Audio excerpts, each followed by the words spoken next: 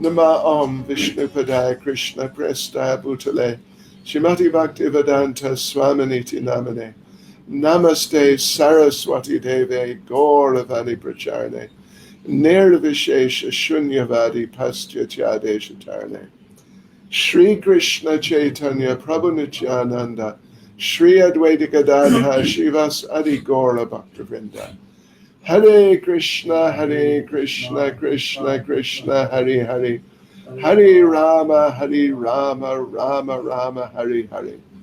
Vanchakalpatarubhyascha kripa sindhu bhyevacha patitanam pavanebhyo vaishnavebhyo namo namaha. Srila Prabhupada ki jai. All right, devotees, so welcome. Thank you very much. We're very happy to have your company, even though it's only virtual. Last night we finished Mantra 2 about how if you live according to the Ishavasya system, how nice life is, even in the material world. And therefore, as the verse said, if you live according to the Ishavasya system, recognizing that everything's owned and controlled by the Lord and not by you or anyone else other than the Lord, and that everybody has their quota. So therefore, in terms of your personal situation, that you must be careful not to take things which belong to others, things which are not your quota. It really is very important. So now we're moving on to Mantra 3. We read Mantra 3 at the end last night, and it's about a completely different type of person in a completely different type of situation. The staunch non-devotee, yes, like that, and the unfortunate situations they get into. And of course, contrasted with the fortunate situations of the devotees and those who follow the Ishavasya system. So, all right, let us now read Mantra 3.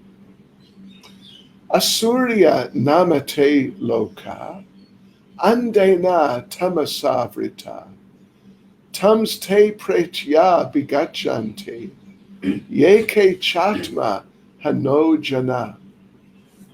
Translation: the killer of the soul, whoever he may be, must enter into the planets known as the worlds of the faithless, full of darkness and ignorance. That's heavy, isn't it? The killer of the soul, whoever the person may be. They get put in just horrible, terrible situations. All right, so this is what we're focusing on this evening, this Mantra 3 and the purport. There are 6 paragraphs to this purport. So let's start going through. So in the first paragraph, Srila Prabhupada distinguishes between the human form of life, or not just human form, but the human way of life, the real human way of life, and the way of life, the ways of life of the animals. They're very different. They're very different. And so Prabhupada goes on to point out that those, basically, those who are following the Ishavasya system, really, or, as Prabhupada puts it, those people who are cognizant of the responsibilities of the human form of life, because that's the difference between human and animal. The human form of life, there are responsibilities. Prabhupada says, heavy responsibilities. So those who know what those responsibilities are and who work in that spirit, in other words, we can take it, they're following the Ishavasya system. So they are called suras, or godly people. And those who are neglectful of those responsibilities, neglectful, either because they just don't care, like Ravana. We're told that Ravana, he was highly educated in Shastra. His father was the Brahmin Vishrava, some big Brahmin. So Ravana was well educated in scripture and all these things, and including how people can be elevated to higher planets through performing sacrifice and pious activities and so on. But Ravana felt that he couldn't be bothered. Therefore, he decided that seeing the moon is said to be a heavenly planet, he decided he would just build a staircase and walk there. So that's the demoniac mentality, that a person is aware, but they don't care. But then, as Prabhupada points out, there's a second category who are not suras. They're not godly people. There's a second category. This first category, they know, but they don't care. The second category, they just don't know, and they don't care, usually. Yeah. And they're called asuras, which we've mentioned before over the last few days. If you have a noun, and you put a Sanskrit noun, and you put the letter A in front, then it becomes not that. Just like in Bhagavad Gita, I think it's the 8th chapter, Lord Krishna is talking about the material world, and he refers to it as vyakt avyakta. Vyakt avyakta. Vyakt means manifest. Avyakt means unmanifest. That's the nature of this material world. Sometimes it's here, like now. Sometimes it gets destroyed. All the planets are destroyed. Universes are destroyed. And we all go into the body of Mahavishnu. So that means that the material creation has become avyakta, unmanifest.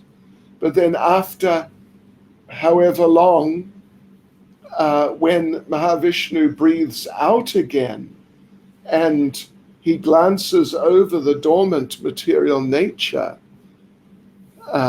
which has just been in sort of suspended animation since the last distraction, so then the material world becomes vyakta again. Having been avyakta, it becomes vyakta. Okay, so here we have the suras, the godly people who understand what should be done and what shouldn't be done. who understand the Ishavasya principle and who apply it. So they're suras. And then you've got these other categories. I mean, they're just two subcategories. The people who may know about these things but don't care, and the people who don't know and generally they don't care. They are asuras. So between the suras, the godly people, the pious people, the good people, which includes the devotees, between them and the asuras, the demons, then that's all you get in the material world. Srila Prabhupada makes that point, that throughout the universe, there are only these two types of human beings. And Srila Prabhupada refers to, it's actually a very famous verse from Rig Veda. Om tad Vishnu paramam padam tata pasyanti sureo deviva chakshuratatam tad vipraso vipanyavo jagrivamsa samindate Vishnu yat paramam padam. Famous, very famous Rig Veda verse, which says, Prabhupada's just paraphrasing, that the suras, the godly people, they always aim at the lotus feet of the Supreme Lord. Paramam padam. Pada, of course, means feet. It also means abode. And paramam, of course, is supreme. So paramam padam can mean the supreme abode or the supreme feet of the Lord, which are also the supreme abode. And their ways are as illuminated as the path of the sun. And on to paragraph 2. So, we've read about intelligent people in Isopanisad. And in the context of Isopanisad, intelligent people, it has a specific meaning. And the idea is that intelligent people, they're the ones who know about the Ishavasya system. And as Prabhupada states here, not only do they know about the Ishavasya system in terms of the Lord's position and quotas, but they also know that we're all eternal spirit souls. Naturally, they know that. Yes. So these intelligent people who understand the Ishavasya system, understand we're all eternal spirit souls. They also understand that, as Prabhupada says here, and Prabhupada says, they must always remember, it's important to be mindful of this, that a spirit soul gets a human body after going through all other types of bodies for many millions of years, for a long time. It's not, as some people think, it's not that, some people who accept reincarnation, they think that when you come to the human form, that's it. You can't go down again. Of course, we know from Bhagavad Gita, we know from what Srila Prabhupada has been saying in Isopanisad, that you can definitely go down again. You can go right out of the human form of life into animal species, or even less than animal species, cockroach, or some sort of little unicellular little bacteria or something. So the intelligent person in the context of Isopanisad is understanding these different things, and therefore, having achieved the human form of life, is extremely careful and very responsible not to get distracted into just the materialistic way of life, enjoying the senses without any serious idea of God consciousness. Yeah. So, and now Prabhupada explores this idea a little further, that the material world is compared to an ocean, and the human body is like a good boat which can cross the ocean, even designed especially to cross the ocean. You know, if you're going to cross an ocean, you got to have a suitable boat, because that ocean, you know, that's quite a place. If your boat is not up to it, then you will get wrecked in the middle of the ocean of material existence, and that will just be too bad. So that the human body is compared to a solid boat, a good boat, which is capable of crossing the ocean. And the Vedic literatures and the great devotees, the acharyas, are compared to expert boatmen who know how to take the boat through the ocean. Because having come from a boating background myself, I can tell you, you got to watch out if you're driving a boat on the ocean. You can get into trouble pretty easily. Yeah. So then, further, the facilities of the human body are like favorable breezes that help the boat pass very nicely through the ocean under the direction of the boatmen, because there's a team. It's teamwork, cooperation. The Vedic scriptures and the acharyas, the advanced devotees. So Prabhupada concludes the paragraph by saying that if, despite all these ideal facilities, someone does not use this life for self-realization, then what? Then this person, Prabhupada says, he must be considered Atmaha, or killer of the soul.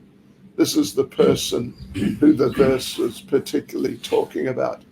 Atma, of course, is the soul, and Ha means to kill. Yes. And Prabhupada says that Isopanisad warns in clear terms that the killer of the soul is destined to enter into the darkest region of ignorance, to suffer perpetually. And you know this word perpetual, it doesn't necessarily just mean a long time. It can mean, perpetual means actually an indefinite period of time. It's indefinite. It's not just a long time, but there's no specific end to it. It may end, but there's no specific end to it. So now devotees, let's have a look here what to do. Okay. We have a special question here, devotees, based on this verse. Let me just repeat the verse again. the killer of the soul, whoever he may be, must enter into the planets known as the worlds of the faithless, full of darkness and ignorance. Okay, so now our question is going to be a question based on a Srimad Bhagavatam verse, as we generally do. I mean, at least a verse from some great scripture, and often the Bhagavatam. This is now from the fourth canto, chapter 31, verse 1, purport. 4:31, 1, purport. And there, Srila Prabhupada says, giving up a comfortable home life is absolutely necessary for human beings and is advised by Prahlad Maharaj. Hitvatma patam griham andakupam.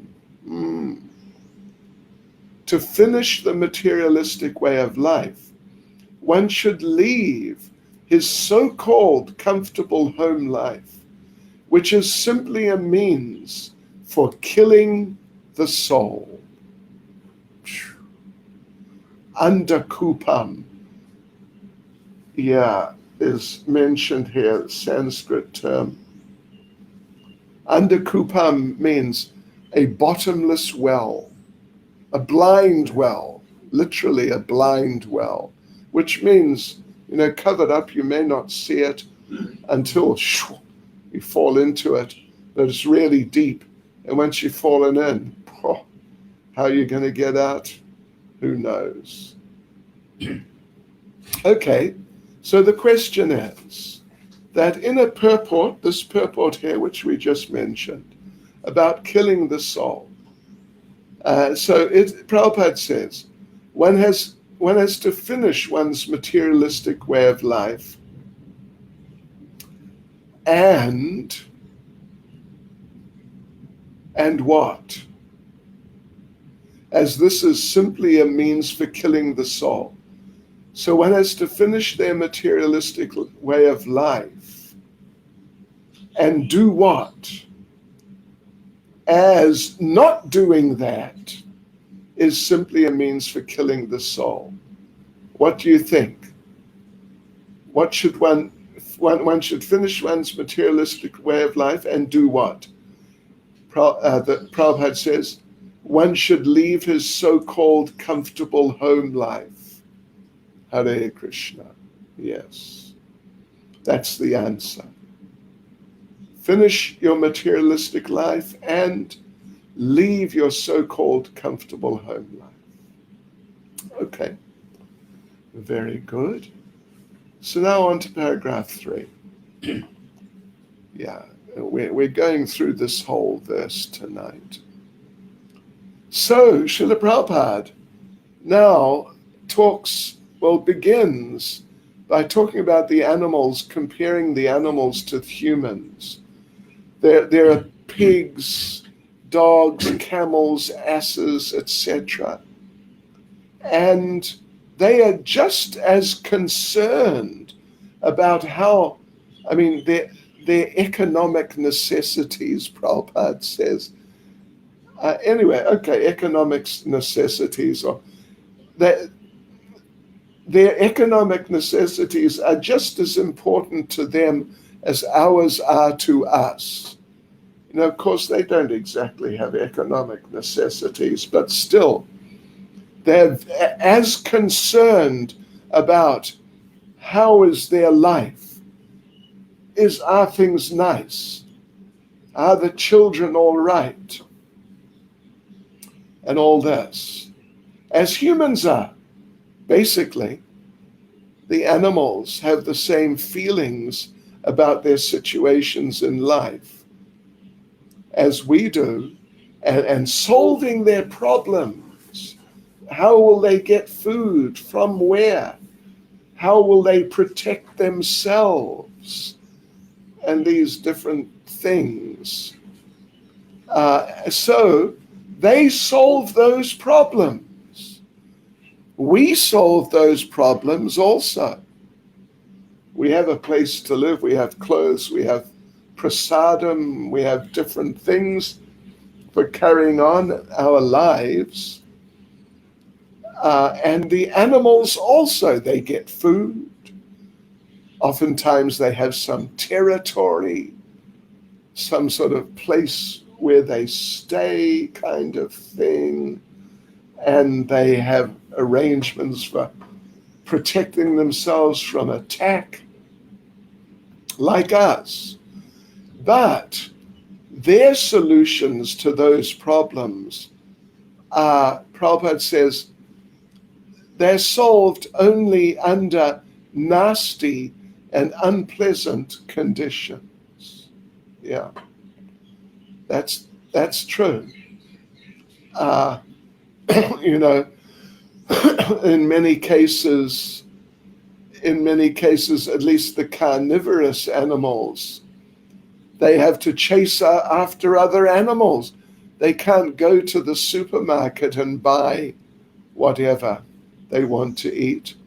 They got to chase after some other animal and kill the animal and eat the animal's body just, on the spot.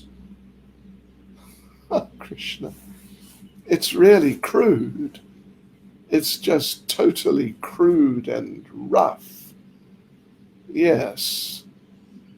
So, but the human being has much better facilities. Much better facilities. And how is that? Well, at least as Prabhupada explains it here, because the human form of life is more important and valuable than the animal's life. And Prabhupada raises the question, why is it that humans get better lives than the animals? But now then he goes into the explanation, and it's very nice.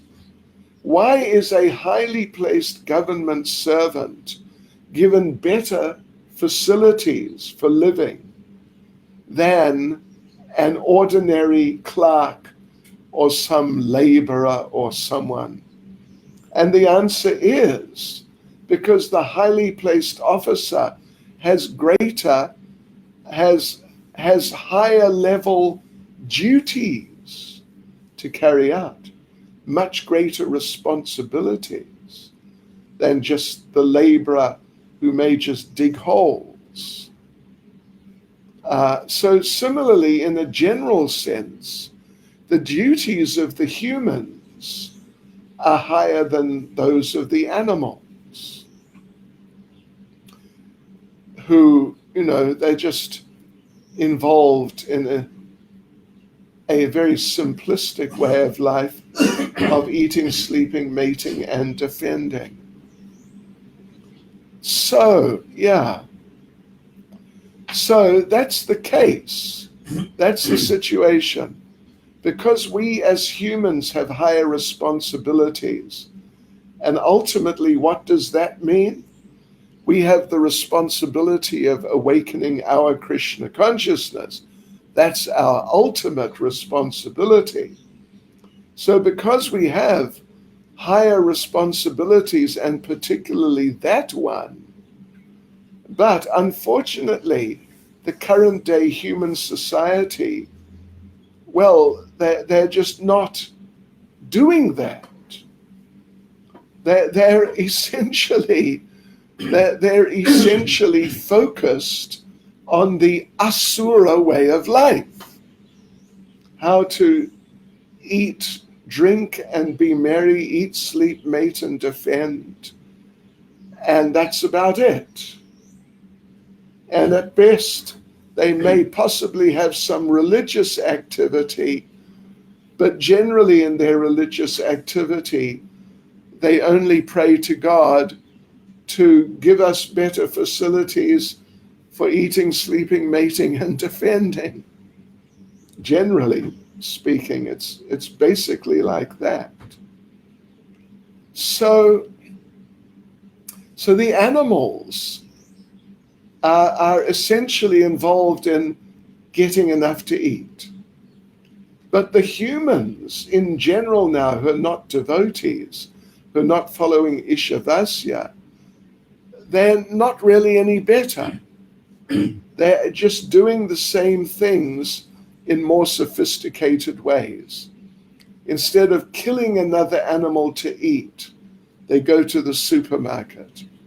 Well, they don't just go to the supermarket, they work to get money, and then they go to the supermarket.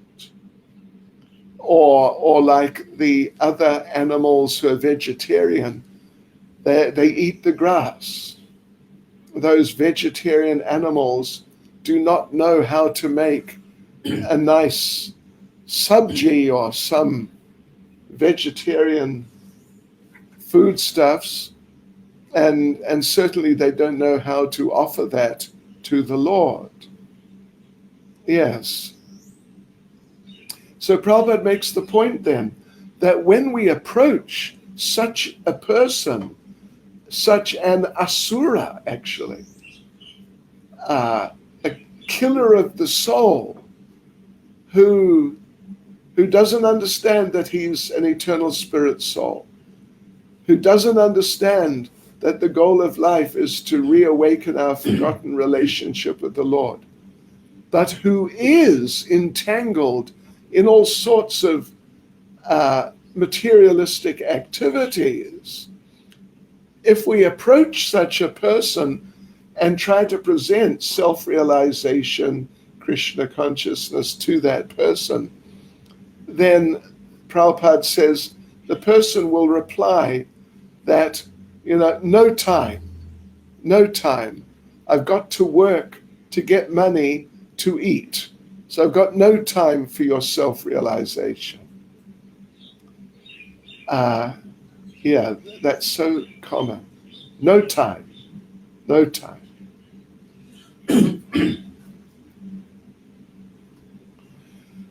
Yeah, but as Prabhupada concludes the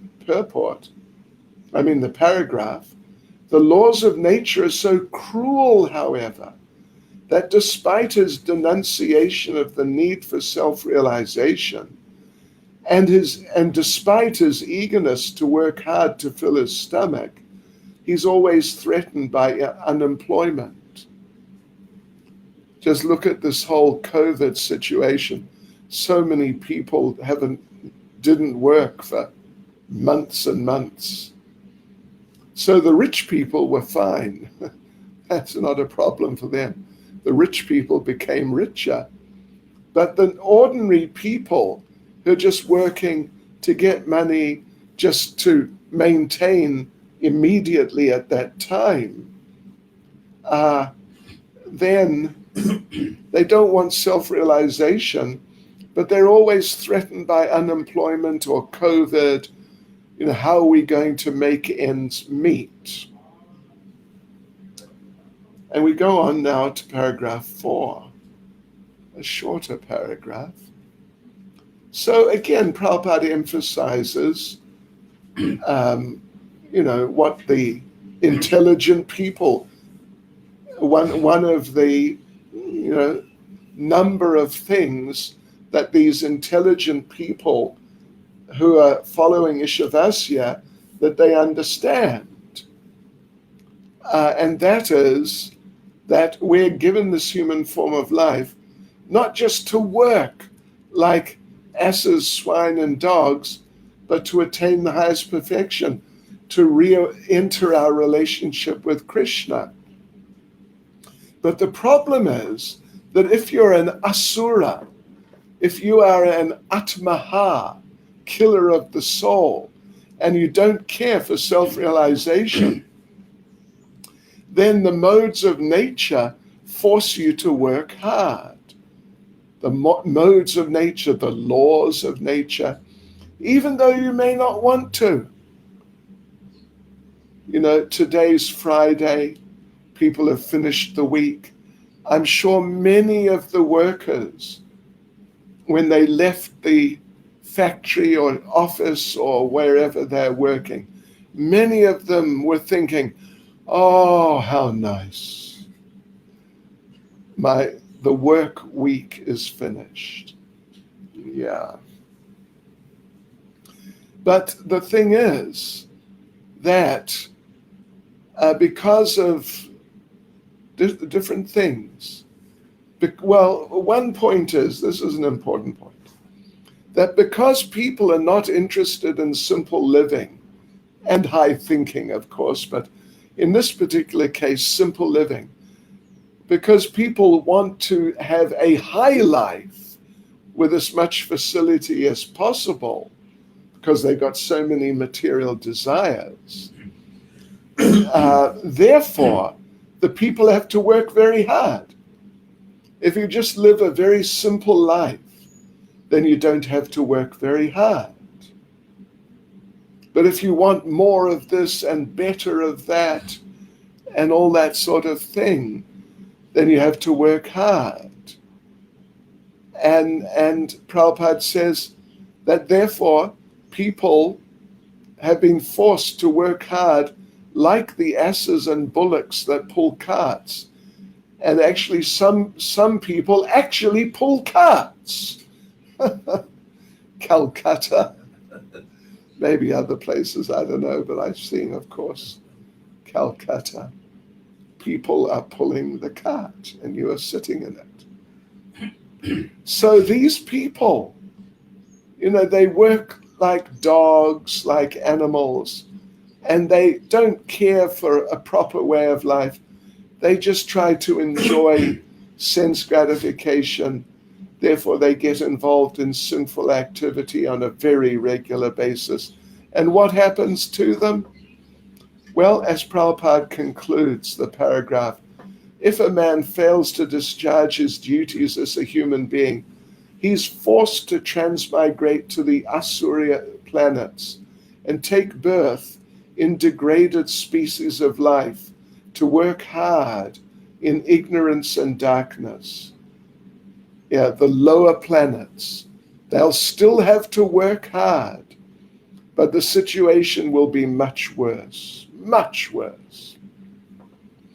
There's the book Garuda Purana. I've got a copy somewhere, on my computer actually. Maybe I should read some of the things that it says there about what happens to sinful people. But I tell you what, it's bad. It's a great, horrible disaster. So let's carry on, paragraph 5.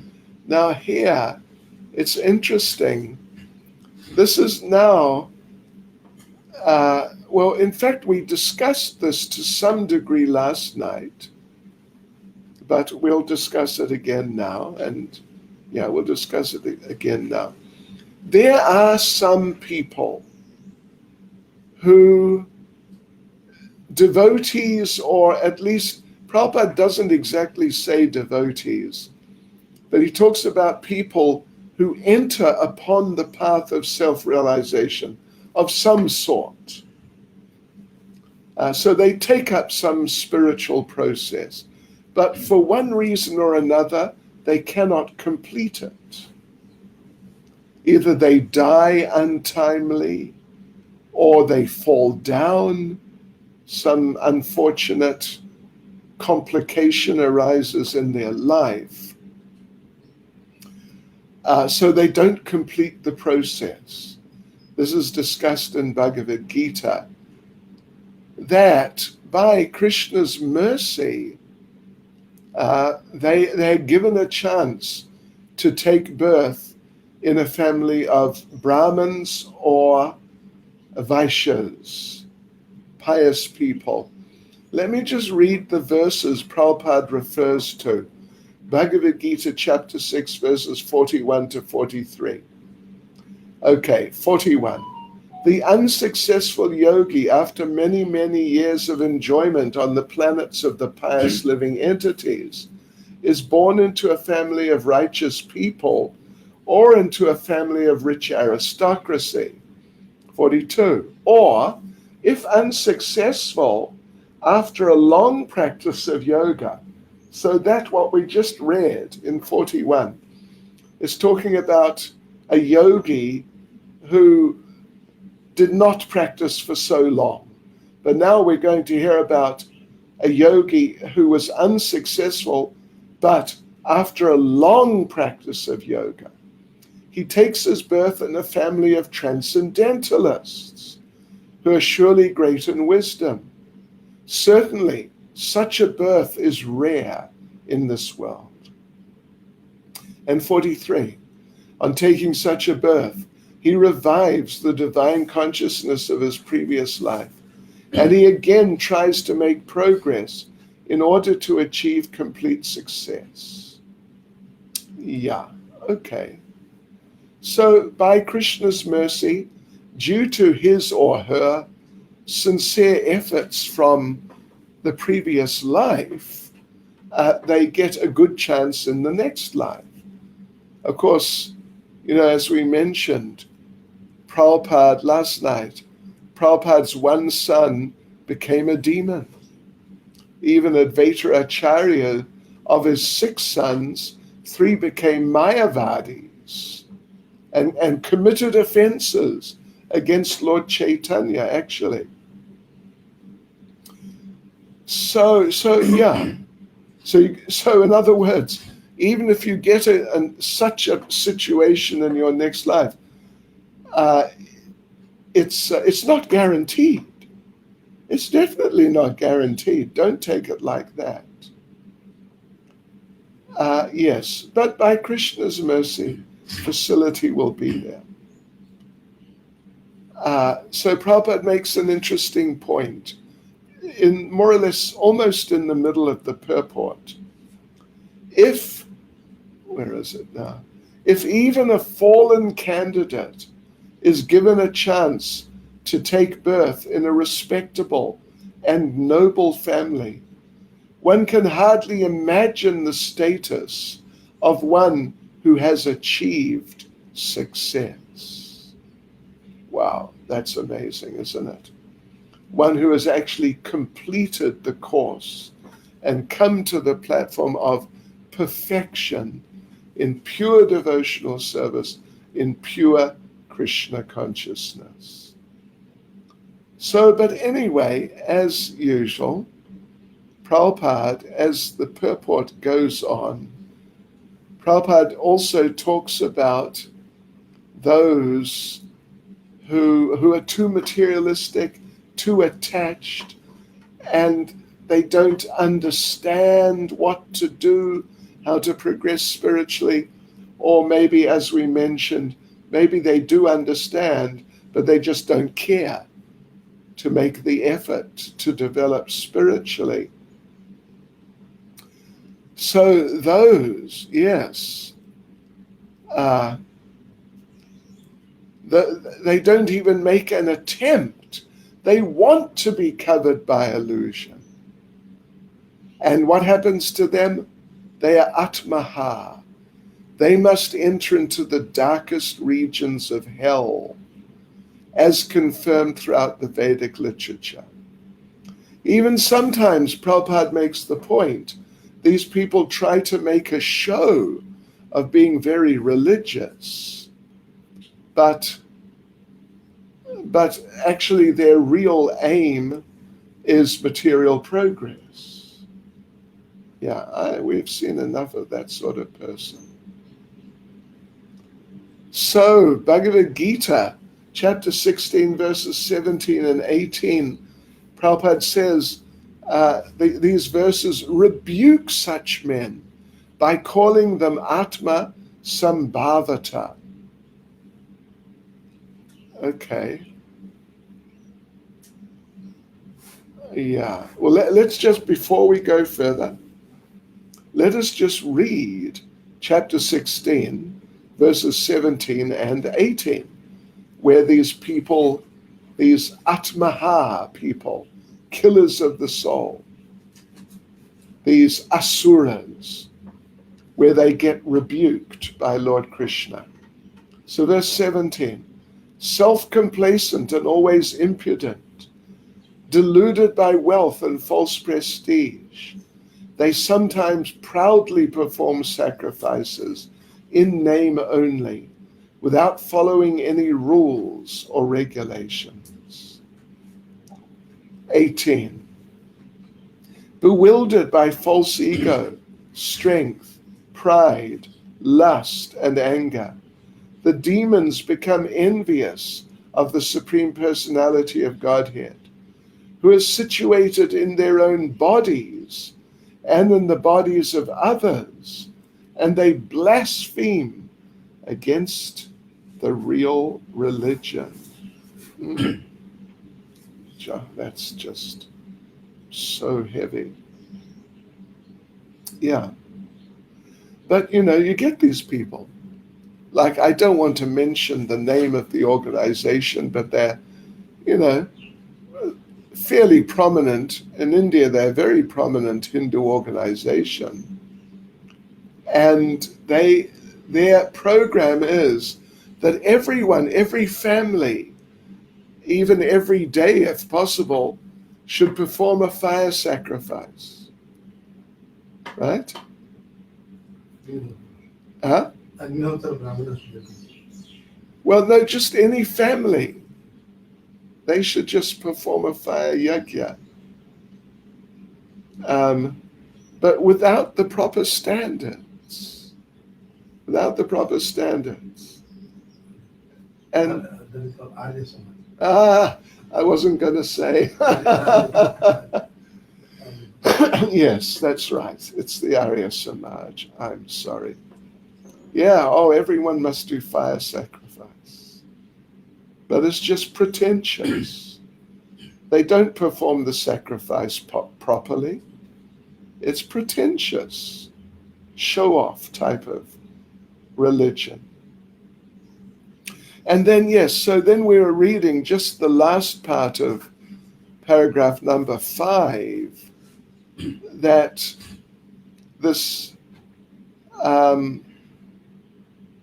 this verse, it's actually verse number 17 of these two from chapter 16 that we just read, verses 17 and 18.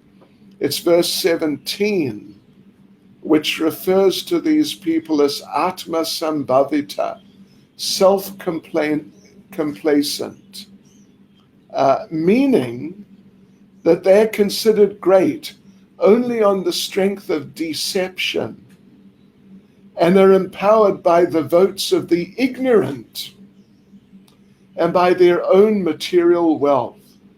Srila Prabhupada, sometimes he gets so heavy. Wow. Chastises so heavily. Great only on the strength of deception. Oh, Krishna. Empowered by the votes of the ignorant. Oh, Hare Rama. And empowered by their own material wealth. Ah, Krishna, Krishna. So such asuras, devoid of self-realization and knowledge of Ishavasya, the Lord's universal proprietorship, are certain to enter into the darkest regions of ignorance. We should note that. Self-complacent. Self-complacent in principle means that like self-satisfied. I'm fine. I have no problem. I'm doing well. Just don't bother me. Whereas actually, he is not doing fine at all. He's doing very badly. He's doing horribly. Yes. He's really doing in the most horrible, shocking way. And so Prabhupada says, such asuras, devoid of self-realization and knowledge of Ishavasya, the Lord's universal proprietorship, are certain to enter into the darkest regions. There are many candidates for the darkest regions, I tell you what. Nowadays, there's plenty. No shortage.